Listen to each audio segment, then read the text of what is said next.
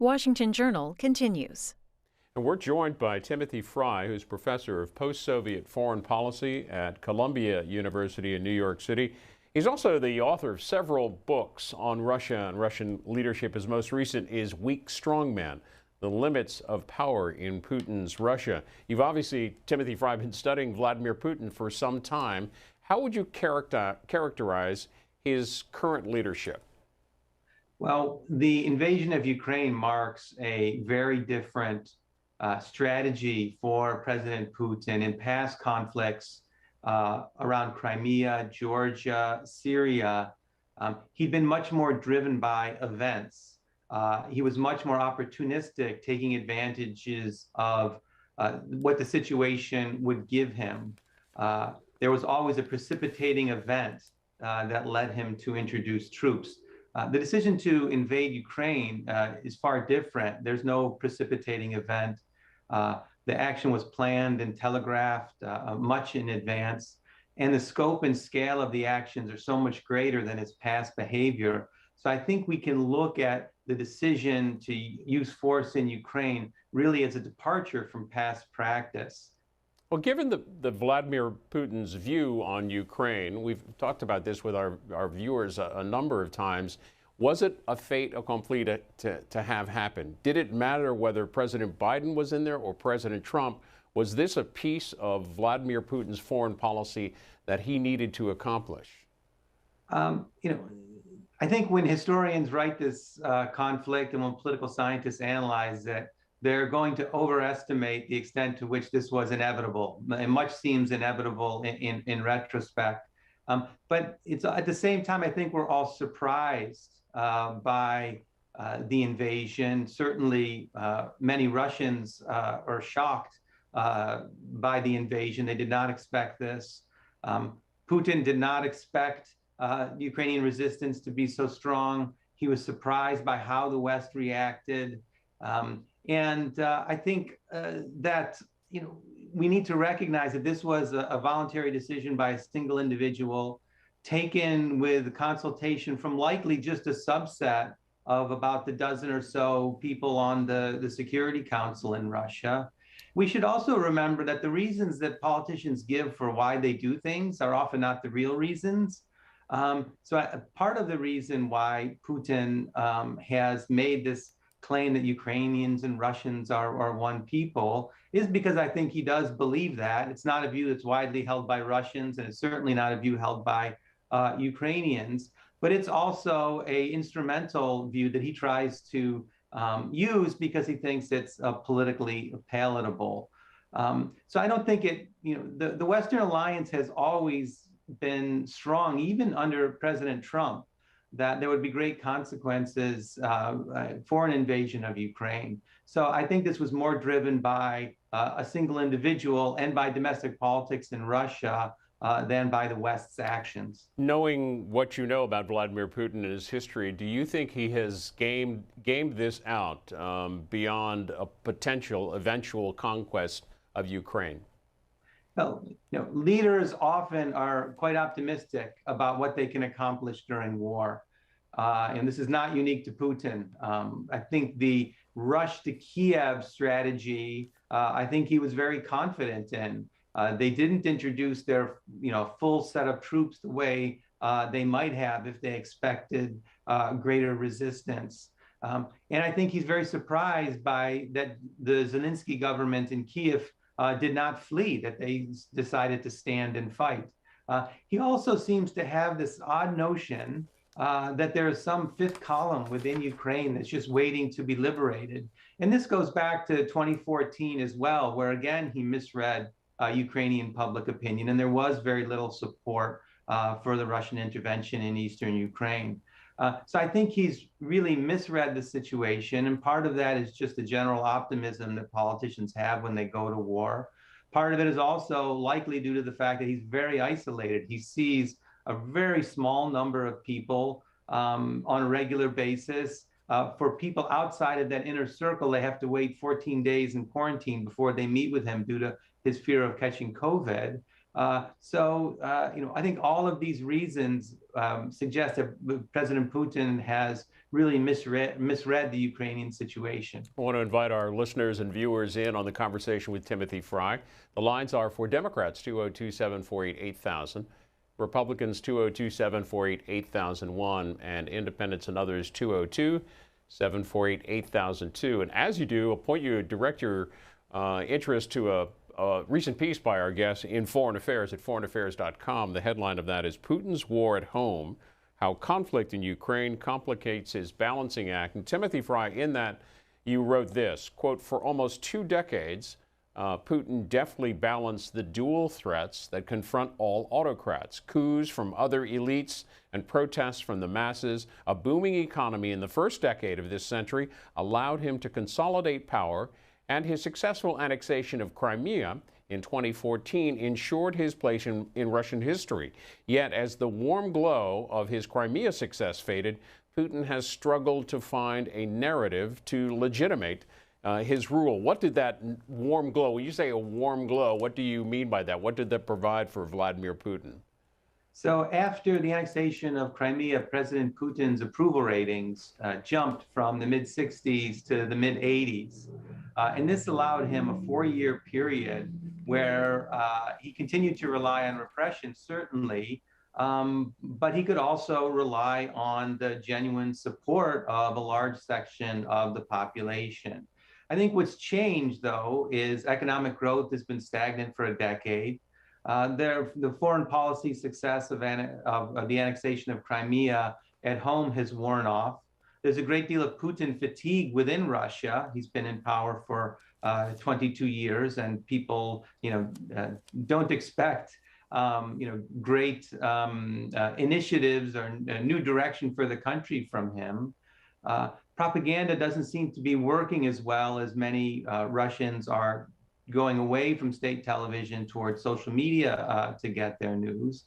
So in the last 3 years, Putin has had to rely much more heavily on repression. And the role of the security services, both at home and abroad, have increased dramatically. And even among the foreign policy elite, I don't think there's a lot of support for this mass invasion in Ukraine. I want to emphasize that this is really a decision taken by a very small number of people within Russia. But when you have an autocratic, personalist regime that's built around a single individual, that's how foreign policy decisions of this magnitude are made. There's a headline in USA Today this morning, Biden imposes new sanctions on oligarchs. Timothy Frye, who are these oligarchs and why are they important in Vladimir Putin's rule? Well, the oligarchs come in a variety of flavors. It's not a very precise term. There are the business oligarchs like Roman Abramovich, who owns the Chelsea Football Club, or Alexei Mordashov, who runs a big steel company. They've taken advantage of their proximity to the Kremlin to tilt the playing field in their favor and grow rich. There are other oligarchs who run big state companies who were appointed by Putin in the gas sector, the energy sector, the banking sector. But those economic set of elites have been gradually pushed out over the last 8 years. And the elites that are really making the calls on national security policy and foreign policy is a small group of elites who've been under sanctions for some time, including the head of the security services, the defense minister, the head of the Security Council, and the head of foreign intelligence. And that's pretty much Putin's war cabinet. And the sanctions for them have a somewhat different effect. They have no expectation that they will ever be accepted in Western society the way these economic elites have been. It looks like they're willing to really tie their fate to Putin's decision to invade Ukraine, and it will be very difficult to peel them off. Just to reiterate some of what you just said, in your piece in Foreign Affairs, you said this about sanctions: they will also stroke broader economic uncertainty, potentially erasing one of Putin's most important achievements. But the real damage to the Russian economy will come less from sanctions than from the entrenchment in power of a coalition that resists economic modernization. efforts to reduce corruption and greater competition. The war in Ukraine will only widen the gap between those who want to bring Russia's economy into the 21st century and those who do not. I've heard Russia's economy compared, the size-wise anyway, to that of Italy's. No knock on Italy, but why does Vladimir Putin not want a broader global economy for Russia? So the inner circle on which he relies and the elites on which he relies, they benefit from slow growth in Russia. Even as the country as a whole grows slowly, the rents and the profits that they're able to gain from their monopolistic positions within Russia and their business transactions abroad that are backed by the Kremlin allow them to grow fantastically rich and buy apartments in New York, Milan, London, have these super yachts that are being gradually seized across the world. So Putin's balancing act in the economy is he allows enough corruption to permit his inner circle to grow fantastically wealthy. And he has to be careful that the corruption doesn't become so large that the economy completely tanks, because then he invites the possibility of mass mobilization, as we saw in Belarus and Kazakhstan recently. So it's not outside the realm of possibility. So one question that'll be very interesting to watch is whether the Russian public, who has just seen their currency decline by 40%, is experiencing bank runs, and the economy was just going to grind to a halt for the near future, whether the public blames Vladimir Putin for inviting the sanctions, or whether he blames the West for actually levying the sanctions. One of those super yachts you just mentioned is the Solaris, here pictured in the Washington Post. They say owned by Russian oligarch Roman Abramovich in Barcelona Wednesday, one of several yachts docked in Barcelona as Spain continues to probe potential sanctions related to Russia's invasion of Ukraine. One quick question before we get to calls. What do you make of Russia's Vladimir Putin's recent closer ties with Xi Jinping, with China? Well, it's a very complex and multifaceted relationship. Russia is a natural resource-rich country. China needs natural resources, so they do form natural trading partners. There's also a great deal of skepticism between the elites in both countries about the true intentions on the other side. They share a long border. They compete for influence in various parts of the world. But at the same time, the relationship is closer than it's been. Xi Jinping and Vladimir Putin have a good personal relationship. Security ties have increased, somewhat. And they continue to view each other as in cooperation, but also being competitors. The way a good friend in the Russian foreign policy establishment explains it is, for China and Russia, the motto is not always with each other, because they do have different interests. For example, China is Ukraine's biggest trading partner. So China and Russia are not always with each other, but they're never against each other. So the idea is that neither will stab each other in the back, even if they have disagreements. Let's go to calls and hear first from Alan in Fayetteville, North Carolina. Good morning. Good morning, sir. It's almost sickening to hear these Republicans call in and voice their opinion on anything about this war. Look at the CPAC little convention they had last week. You understand? I invite them to watch John Bolton, the little segment that they got going on, you got going on today at 11 o'clock. He totally dismantled everything that the Republicans are saying. It's sickening. It is. And now they want to voice their opinion on this war? Give me a break. Somebody weak. Look at what just left the White House. That's all it's sickening. I can't even talk about it. Well, Timothy Frye, is that part of Vladimir Putin's strategy, counting on the political disagreements here in the United States? Well, yeah, I think that's a small part of the problem. And if anything, I think that the one issue that brings Democrats and Republicans together is the strategy towards Ukraine and Russia. There is the Trumpian wing of the Republican Party, which is advocated for much closer personal ties with Vladimir Putin, much less willingness to criticize him. But I think if we look over the larger arc, that certainly Republicans and Democrats in Congress are much closer to each other on their positions toward Russia than they are on just about any other issue. Next up from Alabama, Don on the independent line. Good morning. Morning. You're on the, go ahead, Don. I'm wanting to know why can't all presidents and leaders of all countries get together like the UN does and resolve all these problems in the world? And Russia claims like 8 years ago about the Donbass situation that it was Ukrainians and it was like terrorist groups within the Ukrainian army that was causing problems with Russia. So this is a big deal when it comes between Russia and Ukrainian about who is starting on each other's territory. And if Russia keeps moving along the Ukrainian land, they talk about the borders of Ukrainian and Russia being a problem. But if they keep moving westward, it would even be a bigger problem between Russia and NATO. So I would like to get some clarification of what each country is actually trying to do. Thanks, John. Professor Frye. So thank you for the question.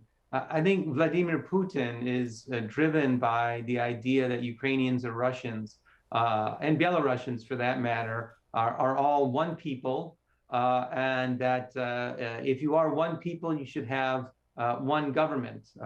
And this is a very 19th century view of how ethnicity, nationality relates to statehood. Most states are multi-ethnic.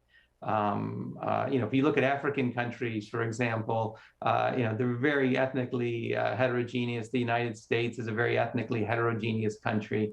So the notion that there should be a kind of one-to-one relationship between a majority ethnicity and statehood is a strange view to hold in the modern world. The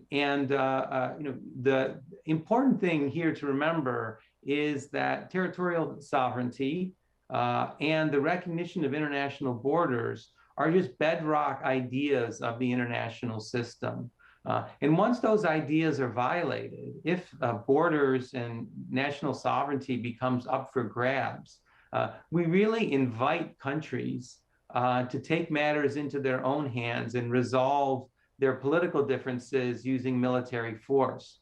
So I think that is why we've seen countries like Switzerland, which is the paragon of neutrality, decide that they want to step in on Ukraine's side because these principles are so important and affect the security of every country. There's a headline in the Associated Press article this week: reading Putin unbalanced or cagily preying on West's fears. Lots of commentators saying things like he's acting disturbed or crazy. What are we to make of those comments, and what are your views? Yeah, I'm skeptical of the view that Putin has, somehow, after being this kind of calculated, crafty leader, is somehow now lost his rationality and has just gone crazy. He's certainly frustrated that the war has not gone anything like he planned. I'm sure he expected the Kiev government to collapse, the Russian tanks to roll in quickly and take Kiev, for the West to recognize Russia's gains, or at least acquiesce to them, and that hasn't happened. And I think, to me, the only way that this really makes sense for Putin is in some long-run historical narrative where, in the, 20, 25 years, when this Slavic nation has been consolidated, in his view, which I don't think it will be, I think this is his vision, that he will have corrected what is, in his own mind, a great historical injustice of the separation of the Ukrainian and the Russian people. It's not a view I hold. I don't think it's a view many Russians hold, but that seems to be an important factor for why Vladimir Putin is doing what he's doing. Next up is Paul in Cedar Hill, Texas, on the Democrats line. Yes, thank you for taking my call. First of all, I'd like to thank you, Mr. Frye, for being there, for explaining that this is the act of one person and one person only, irregardless of who the President of the United States is. Number two, Russia, if I'm not mistaken, back in 2018-19, they put a bounty on the U.S. soldiers' head, Putin. And I have a couple of other quick statements, then I have a question for you. There's a Russian minister that they keep showing on TV. Is this the same person that was introduced that was at the White House during the last administration? And number three, the Ukrainians show a lot of sovereignty. To me, they come together, they work together, and they're fighting off Putin. Unlike the U.S., where we're so divided, they're working as one. Thank you. Thank you. Three great comments. There's a lot of debate about the veracity of the stories about the bounties that Russia put on American soldiers, and I'm not. I would not.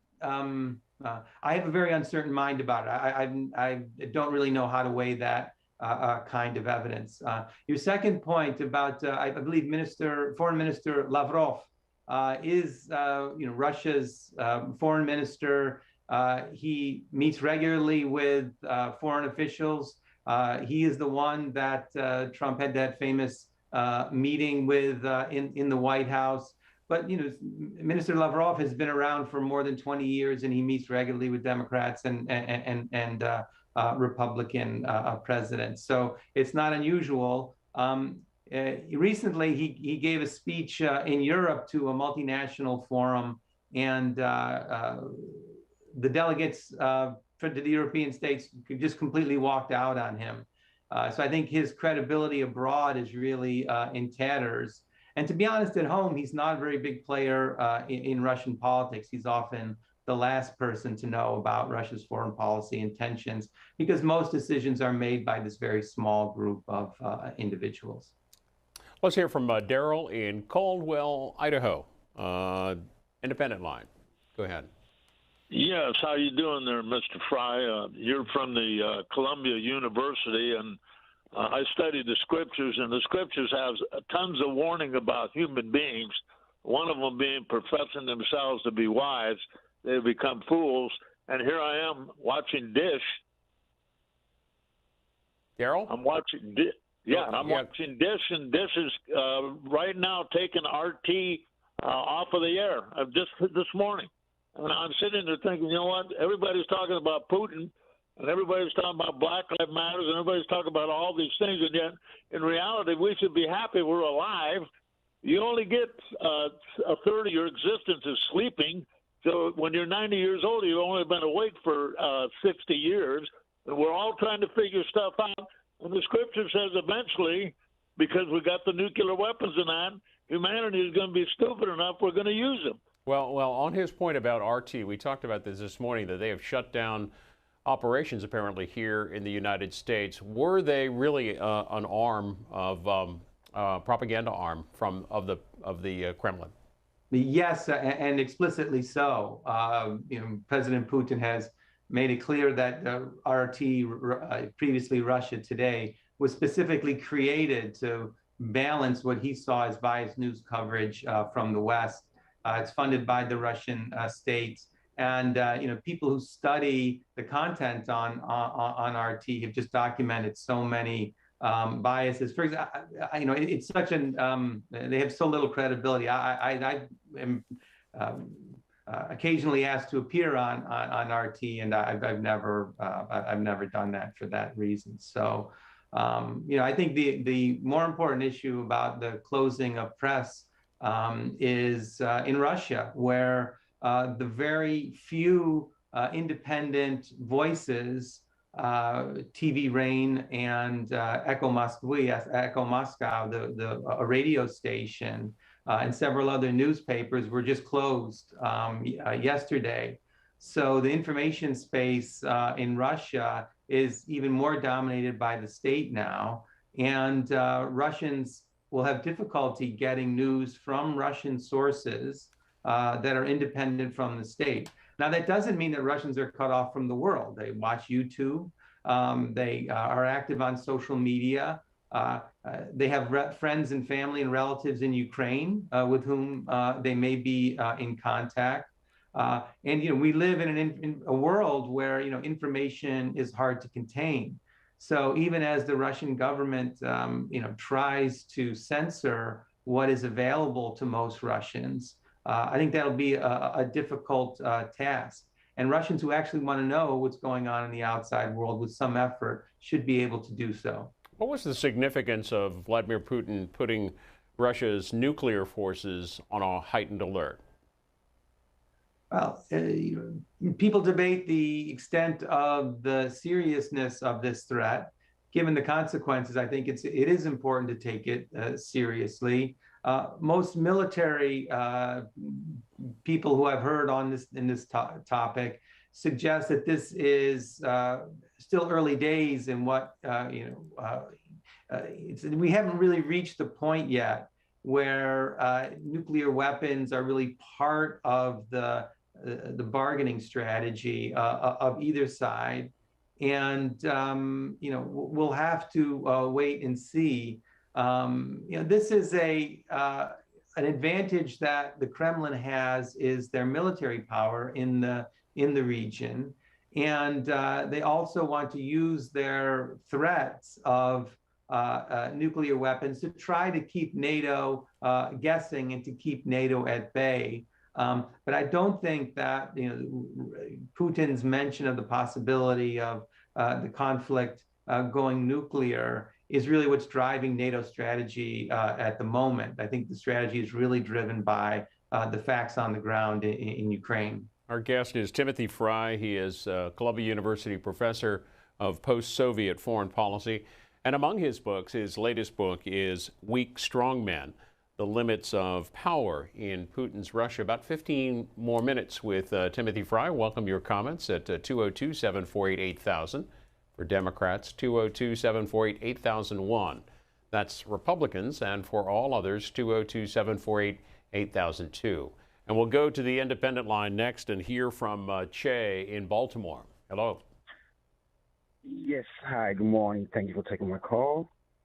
I'm really concerned about what's going on between Russia and Ukraine. I'm afraid we're slowly creeping into a nuclear war. Your guest is saying everything that he can say about the situation, but he's skipping the main point, and that is NATO's expansion. NATO expansion is the cause of all this problem that we're seeing now. NATO and the West have refused to consider or take into consideration Russia's security concern. Should Ukraine become part of NATO, you will have nuclear weapons, NATO weapons that are threatening Russia. And you don't expect Russia to take that. Russia has to take action to protect itself and its national security. So Ukraine should be a neutral ground, not leaning to the West, not leaning to the Russia. But we refuse to accept this. Your guest on the phone or your guest that you're talking to will never admit to this. He's giving you all the reasons, the same stuff that we heard about Gaddafi, the same stuff that we heard about Saddam Hussein, the same stuff that we heard about Assad. We are partially responsible for this problem, especially with NATO and our U.S. foreign policy. All right, we'll hear from Professor Frye. Go ahead. Yeah, thank you very much. Yeah, this is very much the position of the Russian government for, in part, why they're doing what they're doing. And many scholars, actually a minority of scholars, I should say, have blamed NATO expansion on for Russia's actions. But I think the argument is actually flawed. I don't think that that's really what's going on here. If we look at the way President Putin talks about Ukraine, he doesn't talk about it so much as a national security problem that could be resolved by leaders sitting around a table as they do all the time, and reaching agreements about limitations on troop movements or on arms control agreements. He's done everything he can to delegitimize the idea that Ukraine deserves to be a state, and that Russia has the right, the authority to decide for Ukraine what its foreign policy should be. I think it's important that Ukraine has been recognized by the international community. It's a founding member of the United Nations. Russia has signed treaties with Ukraine. It has recognized Ukrainian state sovereignty for 30 years. And the notion that Ukraine was ever going to join NATO in the near future seems far-fetched, actually. No, I think even the Russians' foreign policy establishment recognized that Ukraine was very far from the criteria that would be needed to get into NATO. Moreover, I think what Putin was more worried about was not Ukraine joining NATO, but that military relations between NATO and Ukraine would go stronger, and that Ukraine would be a force that would be more difficult to deal with. So the problem wasn't so much Ukraine in NATO, it was NATO in Ukraine. And so I think most people don't think that the NATO expansion, which this is a region of the world where the two bloodiest wars of the last century were fought. We also need to recognize that the security of Poland, Hungary, Czech Republic, the Baltics is also at risk.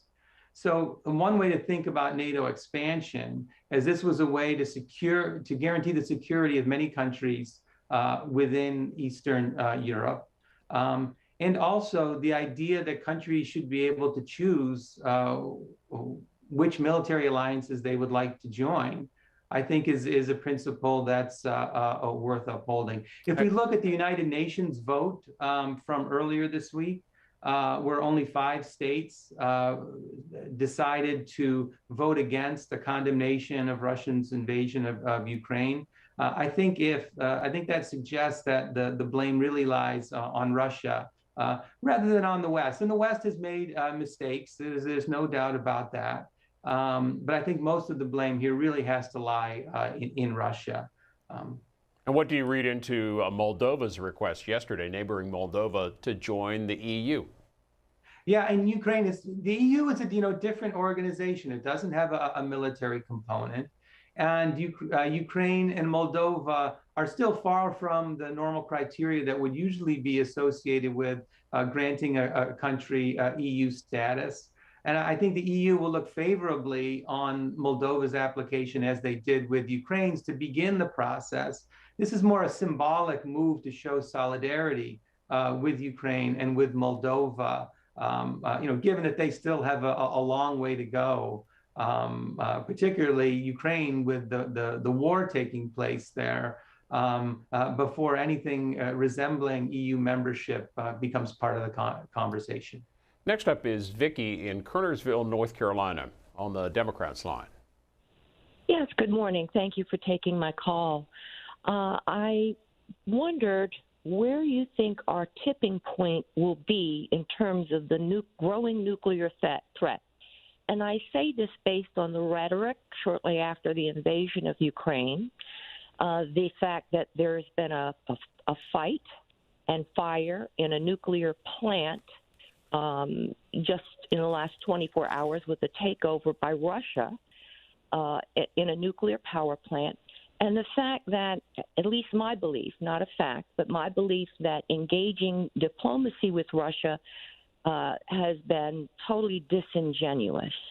I know we have sanctions in place and we need to see how far they go, but at what point do you think, again, there is a tipping point where we have to take nuclear threat more seriously? Yeah, I don't think anyone is talking about the West, the U.S., the U.K. using nuclear weapons in this conflict. Remember, the West, NATO, has decided against introducing troops on the ground into Ukraine, in part for fear of sparking a broader escalation.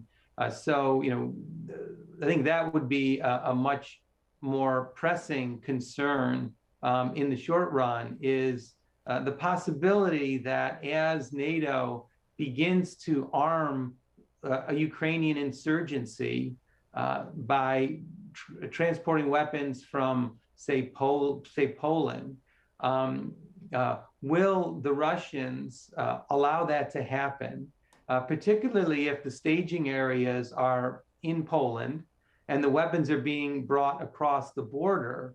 Would Vladimir Putin justify an attack on Poland for their support of Ukrainian insurgents, which that could really spark a much broader conflict, given that NATO countries are obligated to come to the self-defense of each other. And remember, that is an article that really binds NATO together. It's only been used once after the 9/11 attack on the Twin Towers and other objects in the United States. But I think that is a scenario that worries very many people. The two other scenarios that I think worry military planners, one is accidents. A Russian plane flies over NATO airspace or vice versa, perhaps by mistake, perhaps just as a probe, and gets shot down. That could really escalate the crisis. And remember, Vladimir Putin also has other cards to play. We haven't seen the effects of a cyber campaign by Russia against, for example, the U.S. financial system. And many people are worried about that as well. So there are a lot of things to worry about, including the possibility of a nuclear escalation. But I think that is a less pressing concern than these other factors I've cited. The headline on that nuclear plant in southern Ukraine that Russians are now in control of, at least militarily, but it is operating. Fire out at key Ukraine nuclear plant, no radiation detected. Let's go to Evansville, Indiana. Keith is on the independent line there. Excuse me, Republican line. Keith, go ahead. There you are. Yeah, good morning. I actually believe that Putin's got a bluff on his nuclear threat, because he had no other reason to go down to China other than to find a place to do his grocery shopping, because he knew that all the countries was going to turn against him. So he's using that as a bluff. And, we need to get our gas and oil going again in this country. I don't know what's wrong with Biden. I can't figure that guy out for nothing. But, yeah, we need to get our gas going again. Professor Frye, how much does the U.S. rely on Russian gas and oil? Yeah, it's a very small percentage. It doesn't rely on Russian oil at all. It buys some oil from Russia, about 3%. It's a very minor factor. Europe relies much more heavily on Russian gas, and Europe has frantically sought alternative sources, including liquefied natural gas. I think one consequence of this crisis will be that Russia's ability to ship energy to Europe will be greatly degraded as Europe recognizes Russia as an unreliable trading partner. And the collapse of the Nord Stream 2 pipeline deal, which the Biden administration had worked very hard to try to convince the Germans to shut it down, I think is a really stunning turnaround.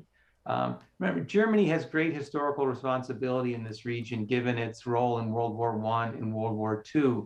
And particularly the Social Democratic Party in Germany, which is in power now, has advocated a much softer line towards Russia. And for Germany to turn around and cancel Nord Stream 2, to increase defense spending to 2% of GDP like other NATO countries, to increase military spending by $100 billion, is one of the most dramatic events on the diplomatic front that has taken place in this crisis. And I'm sure for Vladimir Putin is a great defeat. Remember, he was stationed in Germany. He speaks German. He thinks there's some kind of special relationship between Germany and Russia. But I think the government in Germany has really taught him that that is not the case at all. You have a degree in Russian literature and language. Obviously, you've studied it for a year. What are your feelings right now about the Russian people and what this event will do to their society and culture? It's a great question. I'm very glad you asked. So I'm getting text from my Ukrainian colleagues. I also do research in Ukraine as well. So I'm getting text from my Ukrainian colleagues, and I'm just making sure that they're still alive. I'm also in contact with my Russian colleagues, and I'm very worried for their safety. There's been a great crackdown within Russia on anyone who expresses any kind of opposition to the war, people who've signed collective letters denouncing the war. I worry for Russia's future. There's a whole generation of Russians who've grown up in a stable Russia, who've taken advantage of the opportunities offered by globalization to study in the West, and to return to their country and to try to make it a better place. And I think that this war will really fracture Russian society. I think Russians have no idea of the international blowback that they are going to face from this crisis. They will be far more isolated than they can even imagine. If you look at the international companies and international organizations that have cut ties with Russia, Russia won't play in the World Cup. All of these ways that Russia was tied to the outside world have just evaporated. This is an incredible tragedy for Ukraine and Ukrainians, and my heart goes out to them. I think this is also a disaster for Russian society. I think it will very much split. There will be Russians who support this action. During a crisis, people tend to rally around the government.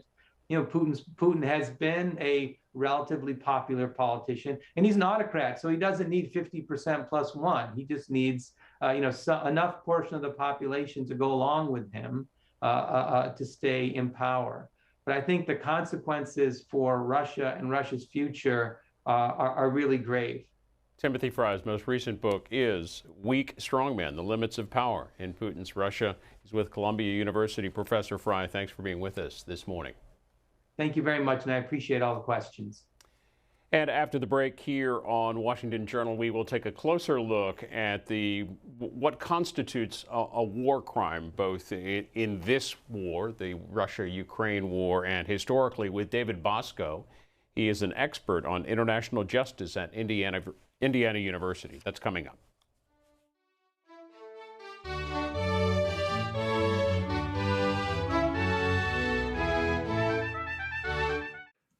Undersecretary of State Victoria Nuland testifies about Russia's invasion of Ukraine and gives an update on the U.S. and international response. Watch live coverage of the Senate Foreign Relations Committee